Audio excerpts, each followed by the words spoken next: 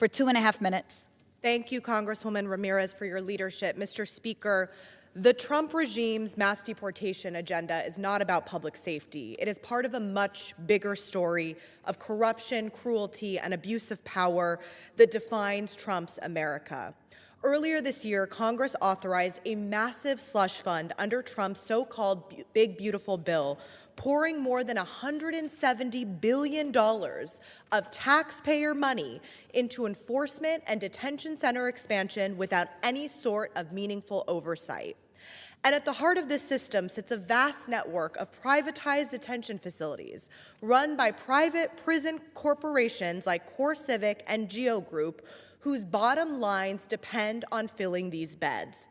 These companies are awarded government contracts worth billions of dollars, yet their facilities are notorious for cutting corners on health care, on food, and safety in order to maximize shareholder profits.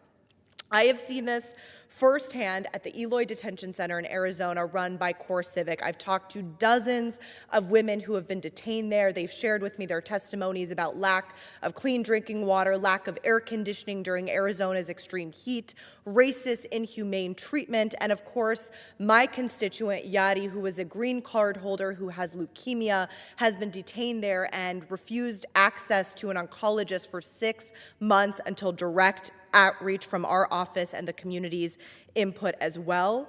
And this is all, again, all about shareholder profit. CoreCivic, for example, had a revenue of $530 million during the second quarter of this year alone, an almost 10% increase from 2024.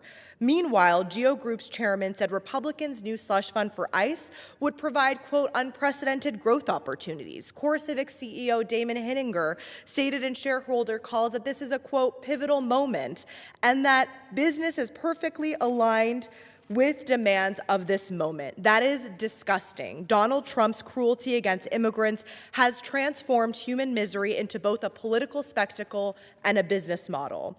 The more people that are detained, the more money private corporations make, and the more campaign contributions and political power flow directly back to Donald Trump and those who fund this system. This is Trump's corruption machine, turning our immigration system into a play-to-pay racket for his donors. Meanwhile, families across the country are paying the price. Parents are torn from their children, leaving households and communities economically devastated.